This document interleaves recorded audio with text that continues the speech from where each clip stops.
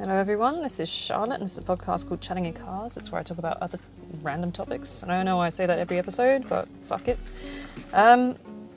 Right, it is Monday, so it's not even Thursday. There is a disclaimer at the start of this podcast because I do talk about a mix of topics. I don't stick to one topic. Everything in my life sort of forms a network, so everything touches everything. If I start on one, I know I'm going to run off on a tangent to another thing. And I do tend to ramble while I'm driving because it's helping my brain regulate, to be honest. I also swear a lot, considerably, because, you know, I enjoy it. The Divine gave us a colourful language, let's use it. It's only prudes that get offended by it, so fuck it. You can't say that. I fucking can.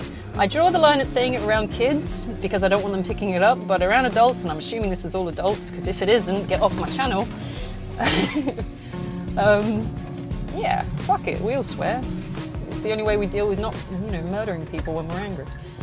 The topic for today is self-abandonment. Self-abandonment. Not abandonment of other people, abandonment of yourself. Now, if you grew up in any kind of circumstances like mine, poverty cycles and all that kind of crap, go look at the other podcasts. I could go for years on that shit. You would know what it's like to abandon yourself and your needs in order to people please your way into avoiding physical abuse or psychological, emotional abuse. It is the go-to. Let's see if he stops. No fucking it is. Sorry, I'm driving through a residential area where the people are very entitled and don't think they should have to stop. And I'm like, no, the law is on my side. Anyway, so I grew up in a family where my parents were essentially berserkers. So if you listen to the episode I did on berserkers, you'd understand why, which is right at the start of my list. I'm sorry, I'm going to have to drag it all the way down to the past. But it basically set me up to become a people pleaser in order to avoid psychological, emotional, and physical pain. And your life is spent treading on eggshells. So you're avoiding everything that you could possibly do that might upset the people who are supposed to be caring and looking after you and things like that, but really you're just trying to stop them getting angry. And it's quite common as far as I know. It's not so much like the violence side of things, but, like people pleasing to, keep the system running. If you're in a situation that you don't want to end or can't quite let go of despite it being abusive, there is a state of, or a mindset that you have to keep being nice to this person because you want the system to keep going. Maybe it's systematic abuse, to be honest. But if you're not nice to this person, they'll leave. That was the codependence form I had when I was married. I was so worried about losing him. But then again, I had completely shaped myself through people. It was co-shaping, to be honest. He customized me essentially to be what he wanted me to be, and I allowed it because I was a people pleaser at the time.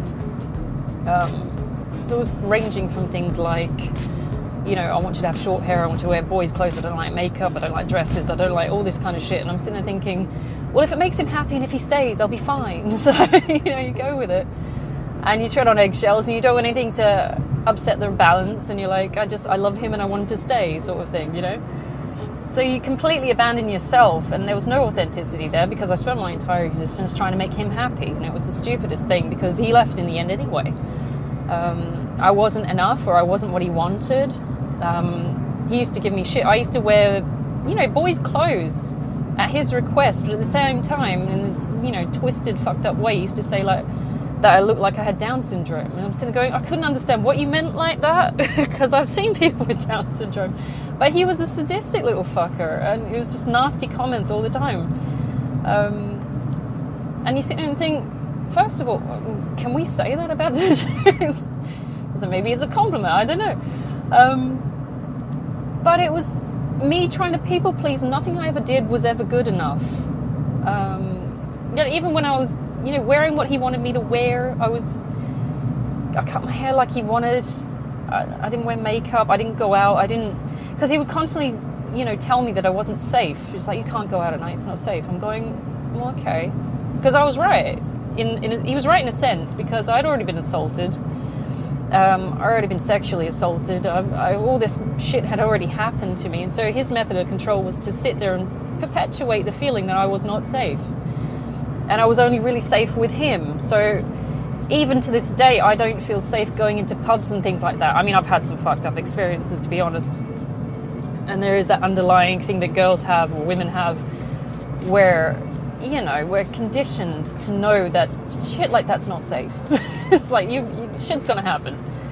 We want to feel comfortable in these circumstances, but there is always the guys that, I mean, not all guys, but there is a handful of guys that will make that a fucked up situation uncomfortable.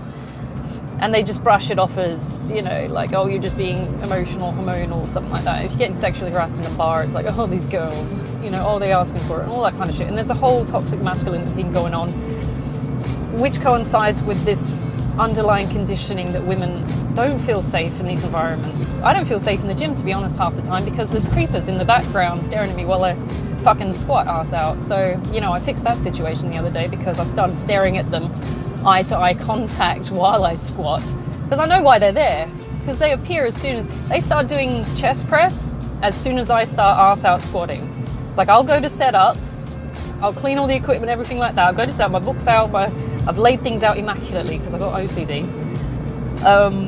I'll go to fill up my water bottle because I'm like in my third, you know, like activity.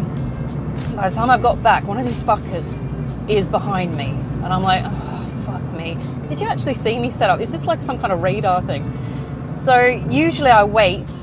So as soon as they've done as soon as they're in their set, usually I'll go into my set, because then I know they're distracted. I mean, it's these stupid little things. But in between sets, like if my set goes longer than theirs, they will sit up and stare directly forward, because the squat rack is facing the chest press, and they will stare directly forward while you're squatting. So you've got, you know, eye to taint right now. And it's like, dude, I'm just trying to concentrate. This is a heavyweight. I'm already, you know, hyper aware that you're there. It's like, do you really need to pull this shit? I don't find it funny. I'm not attracted to you in any way. I don't want you looking at my butt or, you know, anything that goes with it. And they might be just staring off into space, but they're not thinking while they do it. And you're sitting there, and as far as we know, we've got arse to eye, you know, we can see that you're doing it. It's not like, if it was a dude doing it to another dude, would you feel comfortable, right?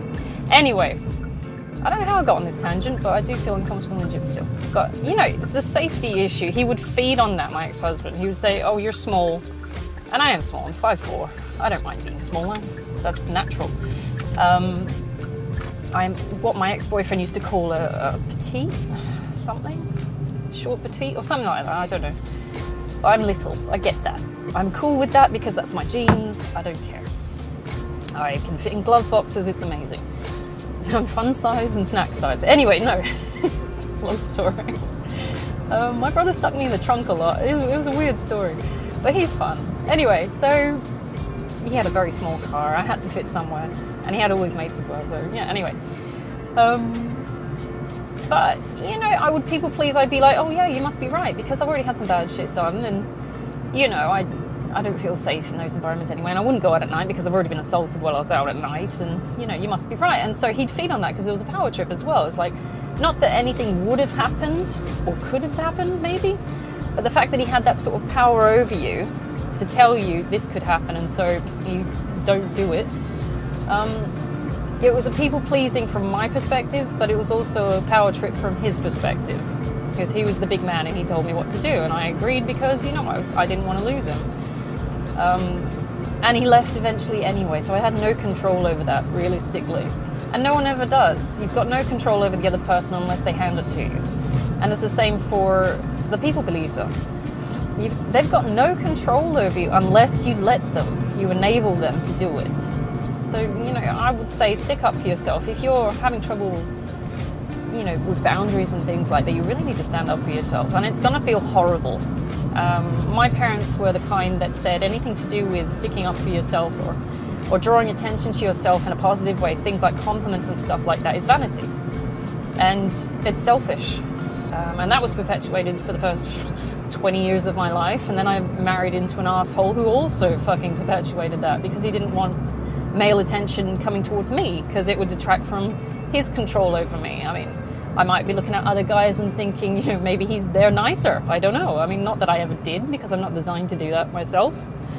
When I'm, what's it called? They call it something like demisexual, where you're only attracted to the person you're with. And that is very true. Because, when I'm with someone, I don't see anyone in the same sort of way. It's very much the case of I've only got eyes for you, because I've already got one. I don't want another one. I've got, it's not a case of, and I do tend to put them on pedestals, which is another undermining thing. I make gods out of men, and I don't know why, because every time they end up having feet of clay, so it's crazy. Why do I do it? I don't know. Self-esteem issues, I guess. But I'm trying to break out of that, because my last, my ex-boyfriend was fucking horrendous. See, I say that now. Give it a couple of years, when another one turns up, I'll go, oh, isn't he lovely? You go, shit, it's another one. Why do I do this to myself? Because I want to see the best in people, don't you? You don't want to see this guy that's a complete arsehole. You want to hold out hope that something could come out of this that's not a complete clusterfuck of dumb shit, You want to believe that they're a good person.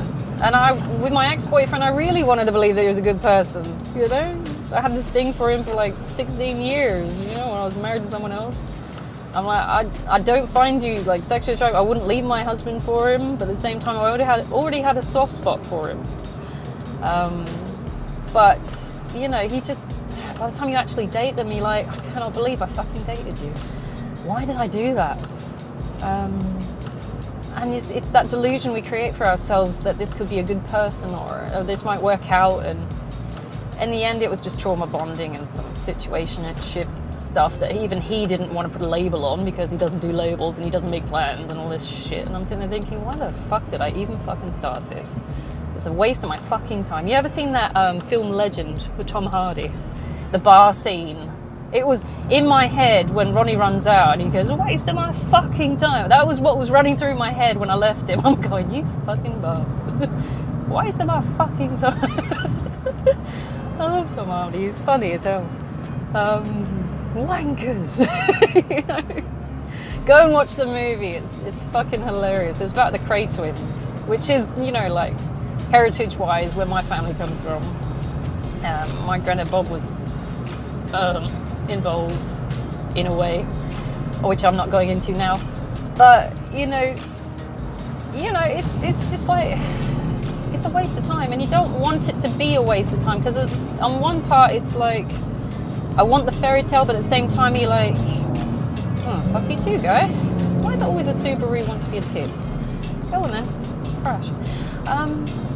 You want to believe the fairy tale, but at the same time you do want to admit that maybe you fucked up, and so you're sticking with this person to see it through. It's an ego battle as well. Me giving him extra chances, and I was constantly giving him fucking extra chances. I'm sitting there going, he's shown me that he is misogynist, that he is not faithful, that he is a drunk. All these extra things. He takes drugs. He acts like an asshole. He doesn't respect me. He's constantly cutting me down, like comments and snide remarks. He doesn't respect my beliefs. He won't give me space to have beliefs, because it's a constant fucking argument. It's like, why do I keep giving him extra chances? And by the time the sixth time we broke up, the universe intervened and physically moved me out of the way. She's like, I can't trust you to help yourself, so I'm physically going to get you evicted. Even if it is on your birthday, fuck it. And I'm going to move you to a better area, away from this group of people and him, and I'm going to give you stuff to do. And I feel that is what she did. And if that's from a divinest sense. Because I could have quite easily just found a place near him and, kept that codependency up and trying to find the niceness in him. But, the only places I could find were well out of the way of him. It's at least, a 10-minute, 20-minute drive just to get to my house from where he is. And I do know where he lives, because he fucked up, basically. I don't want to know where he is, because it just confirms how much of a fucking idiot he is. But, but then again, don't we need confirmation, I know who he's living with, or I did at the time.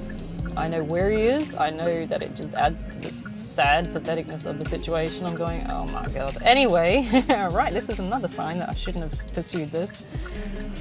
So, you know, it's people pleasing. I kept trying to, and even after we broke up, after I finalized this in my head and heart and I said, right, this is not the one, I was still trying to help him get his shit together by, you know, sending emails. I couldn't do it in person because he kept taking advantage.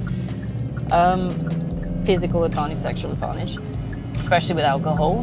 And so I kept it to emails. And I was trying to help him still. And I'm sitting there going, why the fuck do I keep trying to help him? And the thing that broke the camel's back was me finding out from the chick at the front desk of my gym, finding out that he was trying to figure out where I live. He was trying to get my address and stuff like that, and kind of stalker kind of way. I'm going, I don't want to know. I don't know if it was a stalker kind of way so much as him trying to find out if my situation was better than his. I feel it's also that, because he's got that element of pettiness. He's like, is she doing better than me? Then I'm going to hold a grudge more. Or, you know, and it's like, to be honest, I do have a better bond than him. But you know what? I got looked after and I put the work in. I've got a better credit score and all these nice things and things I've earned. So I got the better job. I got reassigned to a better task and just, I got on with things. And did I sit there and ruminate about, oh, I missed him and all this shit and did I pine after him? No, because he's a prick. And that's what he wanted. He wants me, and I can tell, and I can feel it in a Hayoka kind of way. I'm going, you want me to miss you, and it's not going to fucking happen because you're an asshole. And it feeds his ego if he knows that I'm keep coming back. It's like, it just feeds your ego. And it's part of me setting up boundaries to protect myself and knowing, like, even if I did go back, the circumstances would be shit. Like, absolute shit. So there's perks to, you know, not abandoning yourself. I mean, nothing I am actually lines up with what he is. There's no, you know, joint morality there. There's no, we don't share the same values. We don't have the same kind of lifestyle choices. We don't want the same things. He saw me as a good thing, which he could exploit. And the fact that I left of my own accord without actually coming back another time to try and fix it, which he took as a weakness, to be honest. He took my kindness as a weakness. I'm not blind to that. Every time I came back, he'd be nice for about a week or so, and then he'd go back to being an asshole. I'm sitting there going, this is your real self, isn't it? This, after about a week or a month, you're an asshole. It's like, this is you. So by the 6th time, my patience wore fucking thin, and I left. I'm going, I'm not putting up with this shit. And the fact that I kept finding things like stick-on rhinestones and hair clips and shit like that around the house and going, you're not even being faithful to me, are you? So there's not even that. And that is the main rule. That is my main thing where I will not tolerate is infidelity. That is the absolute deal breaker. I can tolerate, and I have done in my marriage, you know, like being badly mistreated. And I shouldn't have, because, you know, as a human being, basic respect should be something that's in a relationship. But I know I can take a punch, emotionally, psychologically. I shouldn't fucking have to, because if that was real love, it wouldn't exist, you know? It's like, that's just, you know, convenience at that point. They know that you will take it because apparently you love them. So they'll test and test and test to see how far they can push it, whilst hurting you because they get their kicks out of it. The fuckwit ex-boyfriend I just left, actually it's about 2 years ago now, actually, or so. His measure of, you know, it was part vanity, part ego, was to have these girls keep coming back to him, because if they keep coming back to him, despite him treating them like shit, then of course he's valuable and he's, you know, something worth missing. And never mind that he treats people like shit in general. It's like, I've got so many people following me and I can treat them like shit and they'll come back. And I'm sitting there thinking, no, fuck it. I don't want that. That's not my future. I'm not going to spend the next 40 years of my life arguing with an asshole who's not worth a shit in the toilet. Go away, you know? What the fuck is the point? It's only degrading to me. Why? I mean, it's part vanity, but it's part protection as well. My ego is saying, well, that's not good enough. But at the same time, it's also saying, holy shit, protect yourself. You know? What is this? Put your fists up. What the fuck? You're letting him do this to you. Why are you letting him do this to you? He's just going to keep belting you. You know, it's you've got to protect yourself. He's going for the fucking throat, so put your hands up. What the fuck? He didn't give a shit. It was all trophies. And to this day, I don't think he has any kind of emotional investment in anything that we were. I was just another notch on the belt. One he could exploit for money and sex and emotional support, because I am emotionally, when I'm in a relationship, I'm hands-on. I want to be all in. And he saw that and he exploited it, because he thought, stupidly, that if he could treat me like shit, those emotions would stay steady and still be there. And it's like, no, actually, every time you did that, I lost respect for you. I lost affection for you. In the end, I didn't like him at all. To this day, I'm disgusted by him. I don't want anything to do with him. So, you know, and that comes from mainly the infidelity shit. I'm going, you just fucked yourself so hard. And it was funny and ironic, to be honest, because at one point he said, all I want to do is fuck. And I'm sitting there thinking, well, you fucked now, aren't you? It's like you're living in your mate's apartment that's fucking funded by his parents. You lost your job. You dropped out of uni. It's like, you're fucked. Are you trying to make your life better in any kind of way for your own sake? Or are you just chasing tail, hoping they don't notice that you're dirt broken? You've got nothing to offer. It's sad. But he'll feed that lie. And he's lying, because he's not what he pretends to be. Get him home, he's a completely different fucking person. He puts on this bravado when he's with his friends that he's all chill and cool and, oh, isn't he trendy? He knows so much about, fucking Bitcoin. Oh my God. Get him home, he's a completely different person, especially sexually. And I feel sorry for any girl that goes after me, to be honest, because I know the baiting you're going to get. I know what that feels like, and I know it's hard to break that, like that. It's not an addiction. It's trying to justify why he does that. I felt sorry for him, to be honest. I'm saying clearly he's not been educated in how to pleasure a woman. Maybe you've had ex-girlfriends that liked it this way. That's on them. Or maybe they just didn't have the balls to say anything, and so they took it themselves. But it's a case of someone should have said something. Maybe people are trying to save your feelings or something, because every time I confronted him, it was a case of he would get defensive. It's like, I don't like the way you sexually harass the bar staff. Oh my God, why are you like it? And then it'd be like stonewalling. And I'm sitting there going, what the fuck is going on here? Because I'm unfamiliar for this. My ex-husband never stonewalled me. This was all new to me. I'm going, why the fuck is he giving me the silent treatment? And it's not just a case of a few hours. It went for fucking weeks. And I'm going, what the fuck is this? This is sulky 16-year-old girl shit. What are you doing? And I abandoned myself trying to keep this momentum going. It's like, clearly something's going on. I'm trying to feel sorry for him. I'm trying to understand what's going on psychologically, that he feels compelled, that he's so hurt that he needs to stonewall me. And it's just, in the end, I just got fucking fed up. I'm going, this is insane. I'm not going to spend the rest of my life being stonewalled like a 16-year-old fucking teenage girl shit.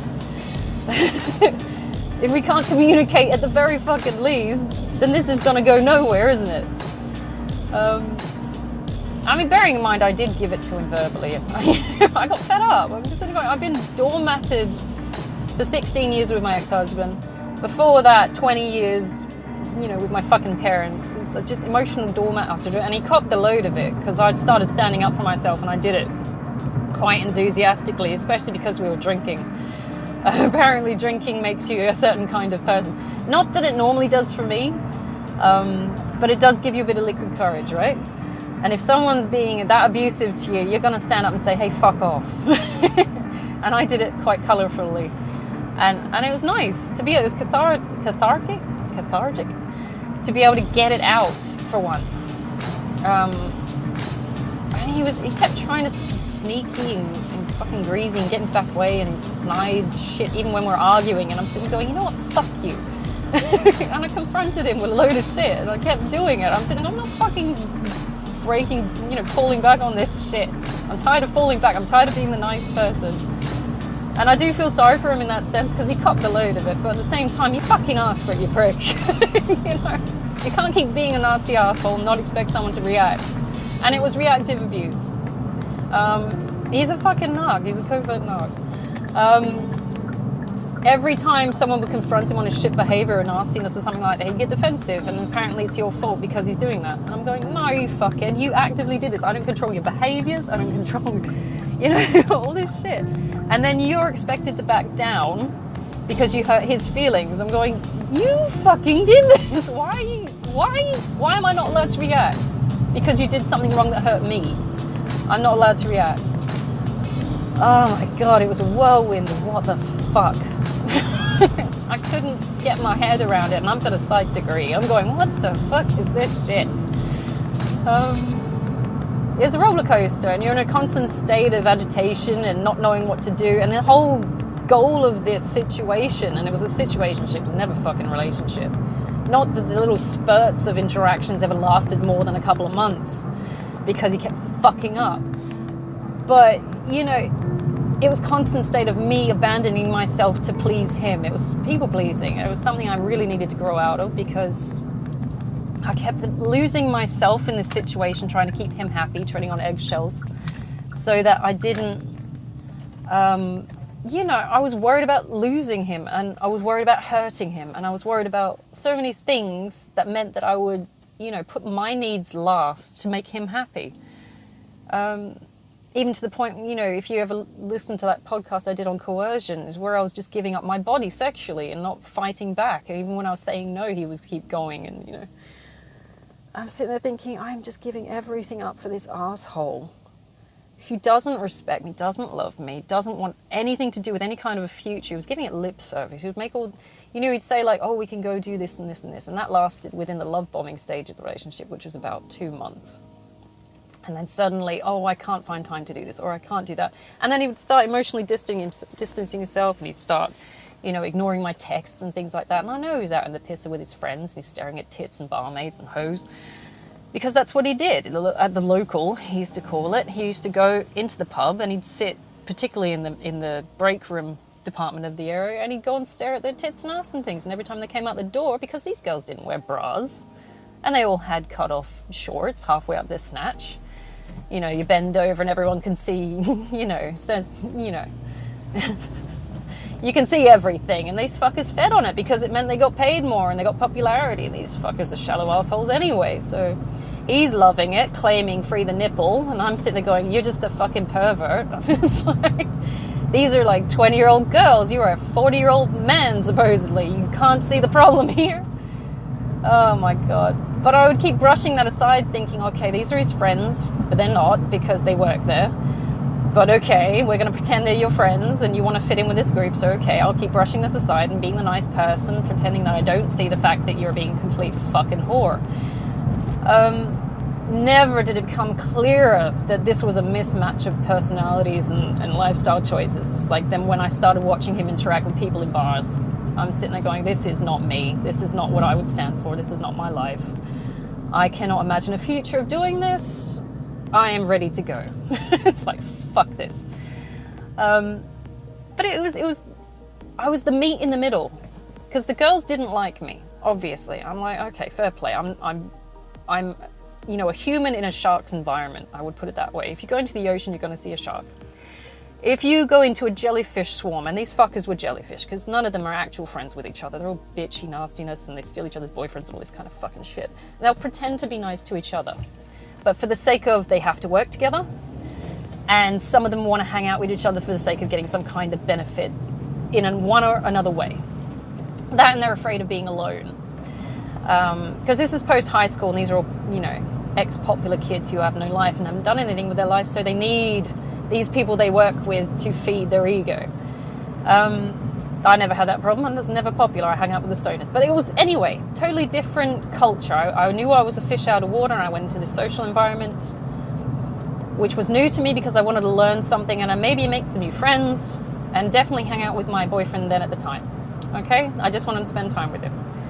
That was the context I walked in with. They saw me as a threat because, first of all, I swear one of them wanted him. I'm sitting there going, knowing him now, you can fucking have him. It's no loss to me. You can have him. He's about the same maturity level. So yeah, keep flashing your tits and stuff like that. That'll get you somewhere. He'll use you for about a month and then he'll fuck off because you're boring and you've got nothing to offer money-wise. But yeah, keep going.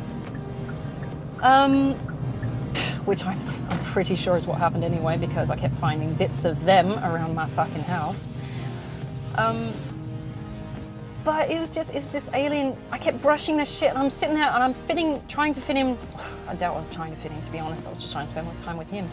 With this group of people that clearly have not got the same values or morals or anything in common with me, and I was being nice. That's the problem. That's when being nice gets you in trouble. You abandon yourself. Because we're told from a very young age, you should be nice. If you're nice, people will be nice back. And that's not always the case. Sometimes you're nice and they exploit that because they're assholes. That's where the people pleasing comes in. I already had a background in people pleasing because of my parents. They set me up for it. They wanted me to be a people pleaser because it was compliance into doing what they wanted me to do, which is generally service. It was serving them. They didn't have kids, they had servants. They wanted odd jobs done around the house. My mum got into a system where she had all 4 kids working as servants in the house. She sat in a big, what do they call it? Those chairs that with the feet that come out. You know, she sat in one of those lazy boys or something like that. In the middle of the front room, which is where the TV was, she'd watch TV and then she'd bark orders from the, you know, essentially her throne. And all 4 kids would comply because, you know, you don't want to piss mum off because she'll hit us again. But that was conditioned from a very young age. I do remember at like 5, trying to perpetually try and make her happy. And at a certain age, you just get fed up. It's like, I don't want to make this person happy. So, because I was angry with, you know, the amount of shit she would make us do. Not because I was some whiny teenager, but because, you know, if we didn't do it, it was met with violence. And I'm sitting there going, I should be doing things for you because I like you. Not because I'm trying to avoid getting hit or abused or shouted at. It's like I should be doing things, you know, that is what I think love is. Doing things for things, not, well, if you're going for acts of service as a love language. Doing things because you want them to be happy and you know that doing this for them will make them happy. You do it without expecting anything back. You don't do it under conditions where you're afraid for your safety. You just do it because you feel it, right? But my parents were like, you'll do this for me because, you know, if you don't, you'll get hit. And this will be a sign that you, and even to this day, I think that's their love language, is that you'll do this because, you know, this is the way you'll show me affection and allegiance, by doing shit for me. And I'm sitting there thinking, that's not really the way I operate. I understand how some people would be into that, but it just lends itself to abuse. It's not healthy for me, because I wanted to do these things. And that's why I have no relationship with my parents now, no emotional connection. Because every time I tried to make a connection, it was either ignored or shunned or pitied or, you know, generally ignored.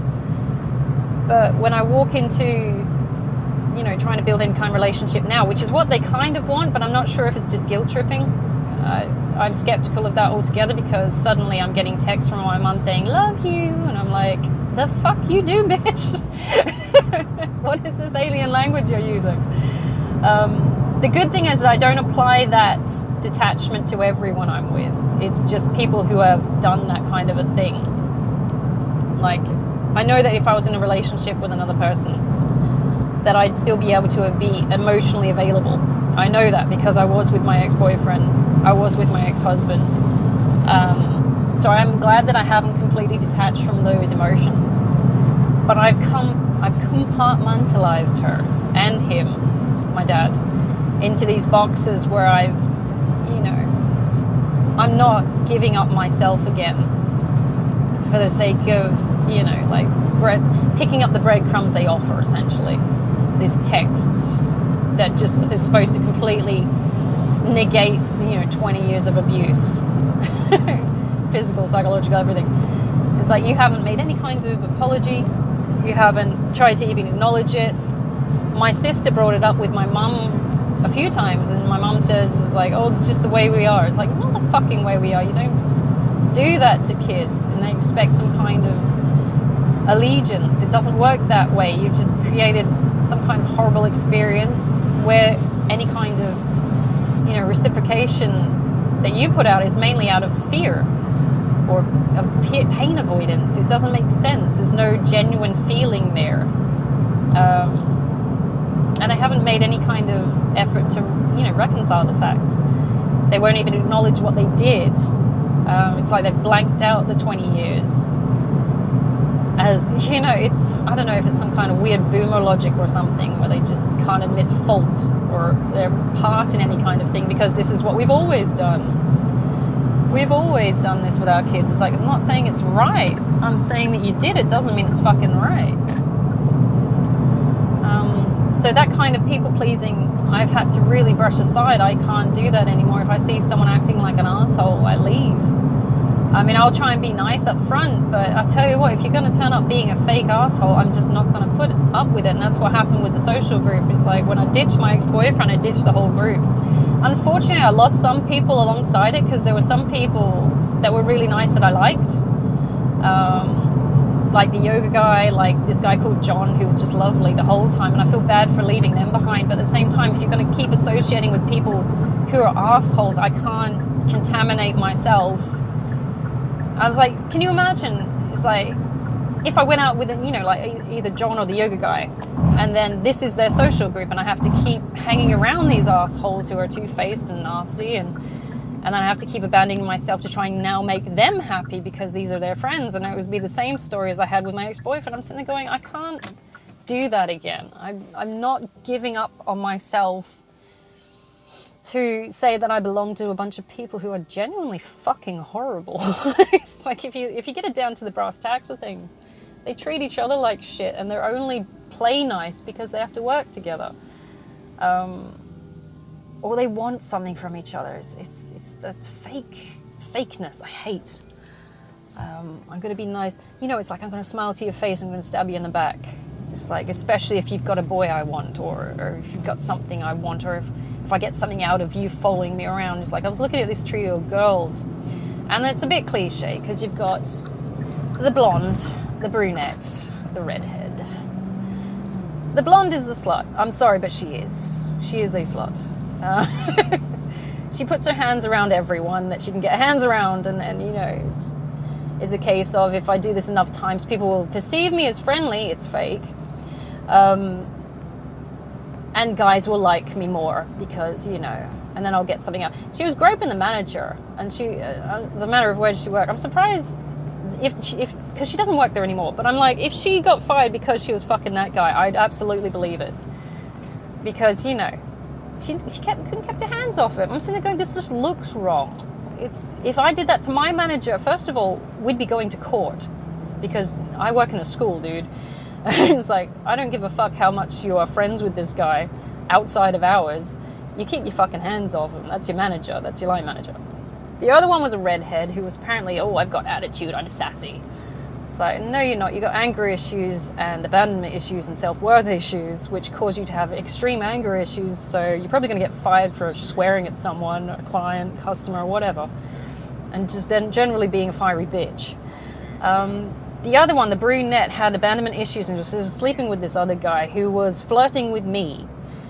Winks, rubbing his foot up against my leg while we're at the table together. I'm sitting there going, I don't want this. So she's willing to bang him, but not claim him, because even on her Facebook profile, she's like, I'm still single. I'm going, well, I don't blame you. This guy's an asshole. I wouldn't claim him either, but then again, I wouldn't be shagging him on the side, It's the trio. It's cliche. It's like, and they're all, tough girls. We're tough girls. Oh my God, we're so much fun, but we're tough girls. It's like, it's all attitude and bullshit. You're sitting there thinking, you fuckers are like early 20s cliche. I'm sitting there going, this is all fucked up. I feel like I've walked into a stereotype here. It's like, what is this cliche high school after school special bullshit? This is like Degrassi High, but shittier, And I was trying to be nice to these fuckers. I'm going, I understand that you're young. I understand. And that you don't quite have a firm grasp on how social dynamics works. And this sassy, bitchy attitude, because you're young and maybe you were popular at one point, but you're not now. And it's residual from that. I can understand how you're still relying on that to belong to a group, but I can tell you now, shit's going to dissolve if you don't fucking start standing up for yourself and being a good person. Because your friends are going to abandon you. I'm pretty sure you're going to get fired, especially if you're fucking your manager. It's like, I'm a bad girl. No, you're a dumb girl. There's a difference. What's it like being unemployed and homeless? Do you still feel like a bad girl? You fucking moron. I was sitting there laughing at them, and they wanted to have one over on me, so they were flirting with, the blonde one was flirting with my ex-boyfriend, and she's got her hands all over him and shit like that. I'm going, you know, this actively upsets me, because the first time she did it, I thought it was one of his ex-girlfriends because she was groping him that much. I'm going, okay. And I started crying because I walked out of this divorce with this non-monogamous prick, and this was the first guy, and suddenly there's another girl groping him, and I'm going, what the fuck is going on? It's like, I still had some shit to process. And she was a contributing factor to the breakdown of the relationship, I have to say. I will say that openly. It's like, because he would defend her actions instead of saying, I can understand where you're coming from, and maybe this is a problem, I'll ask her to stop doing it. But he defended her. Same with the sassy redhead, he's defending her. I said, look, I don't like the way these girls are reacting. You know, it's like they're acting like bitches. And he defended her, and he's like, and then like, there was also a case of where he wanted to do some kind of double date thing with the brunette. And I'm sitting there going, what is going on where you would rather, you know, take the side of these 20-year-old sluts rather than actually form a proper relationship with me and get out of this piss bar culture bullshit, grow up and actually go do something. You'd rather just hang around here and try and pretend that you're still 20. You're 40. Get a life. It's like, this shit should have been grown out of mid-20s.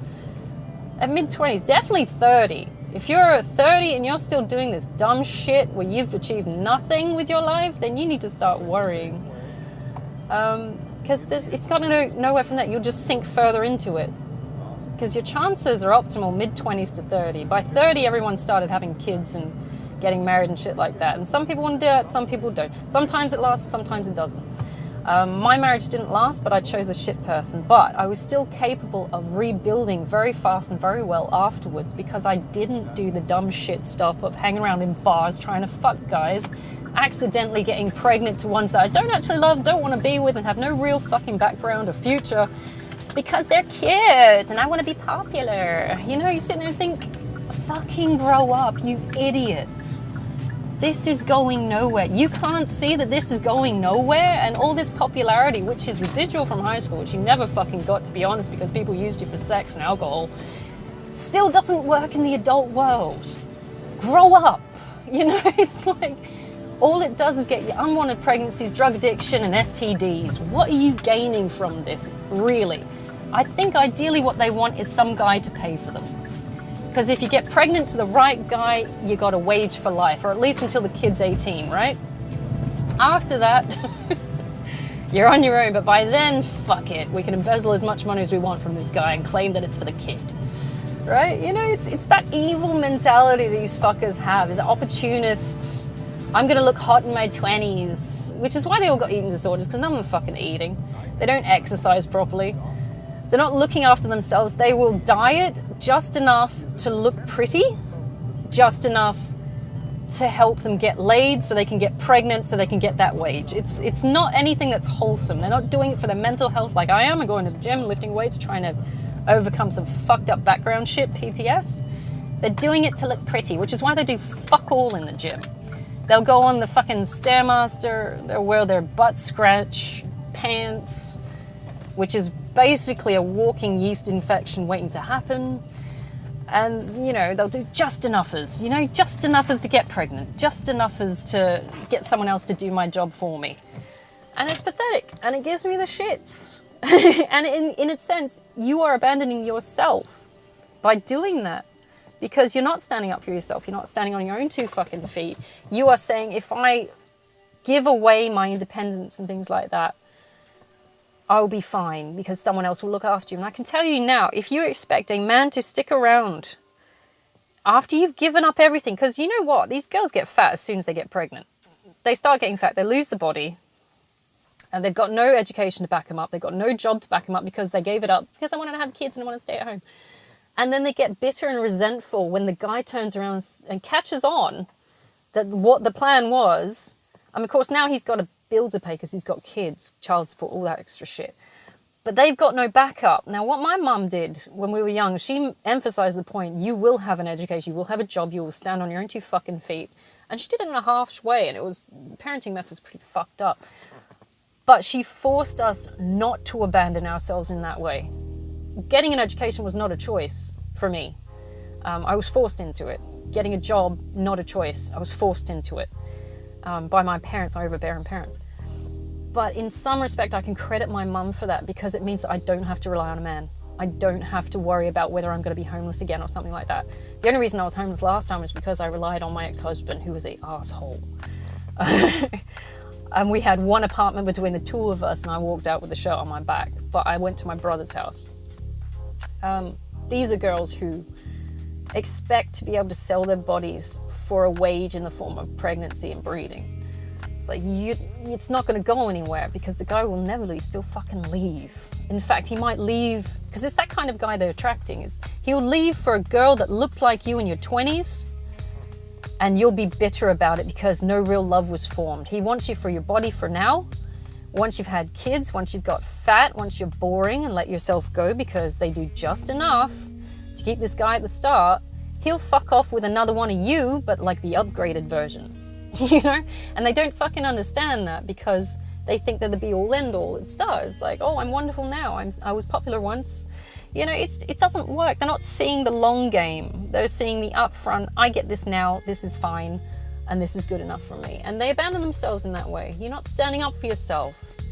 You're saying, I'm going to allow a guy to use me for my body, because I don't want to invest in anything else that I am.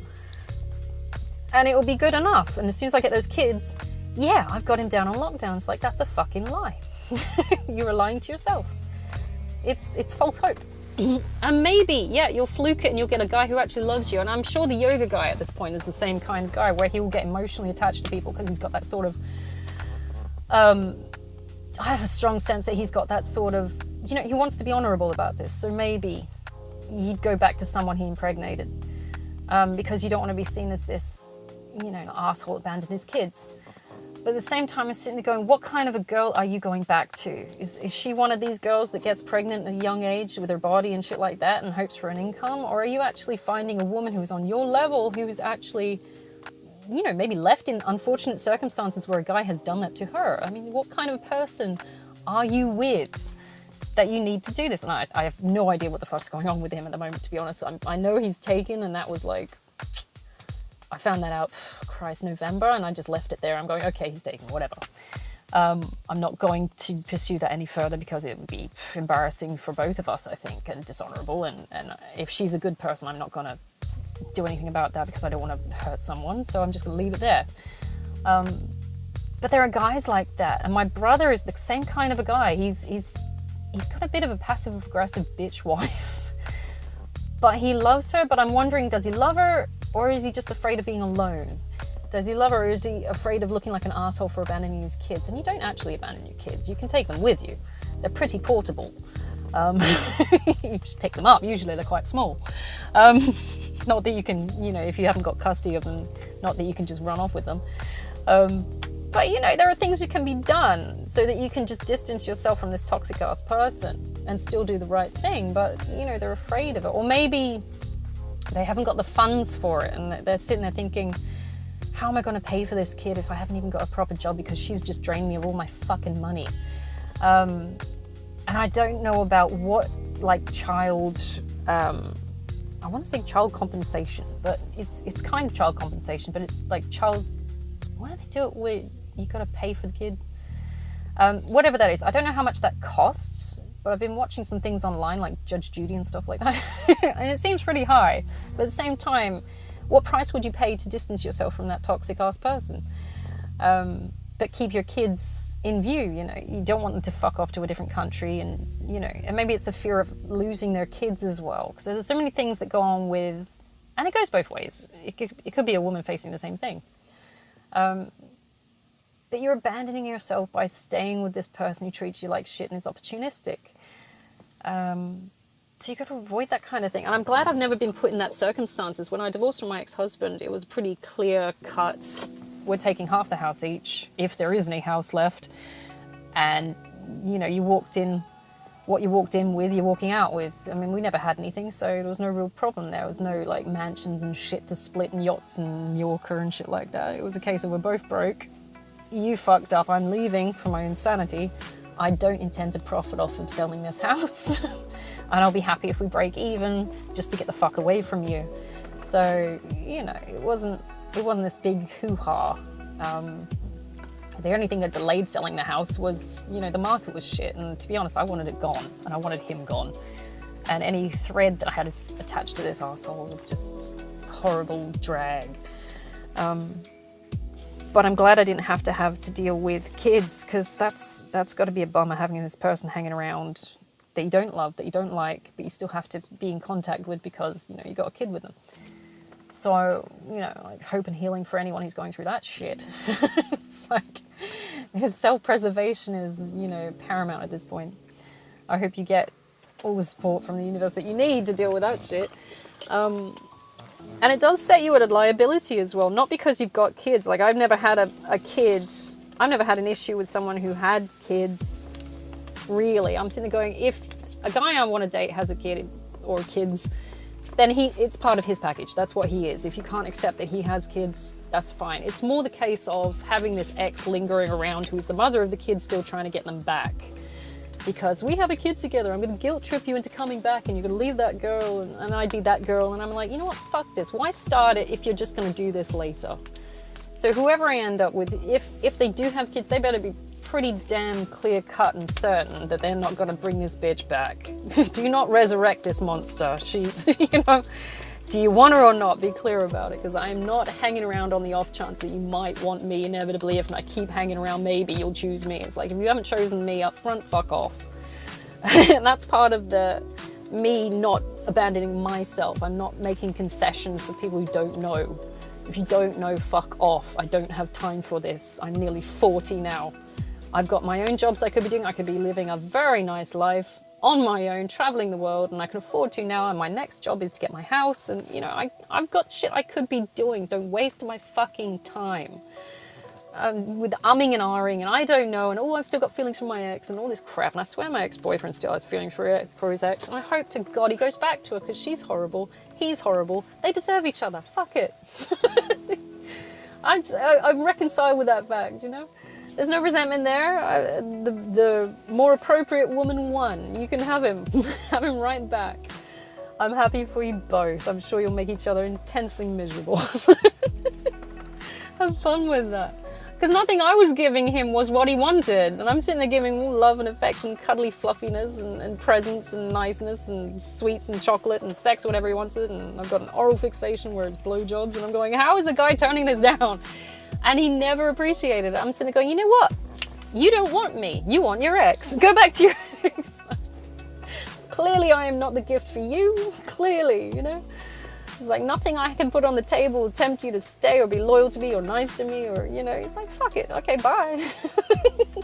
And you've got to realize your own worth in that sense, because some fuckers will never see it. And it's a game for them to keep making them chase, or you chase them.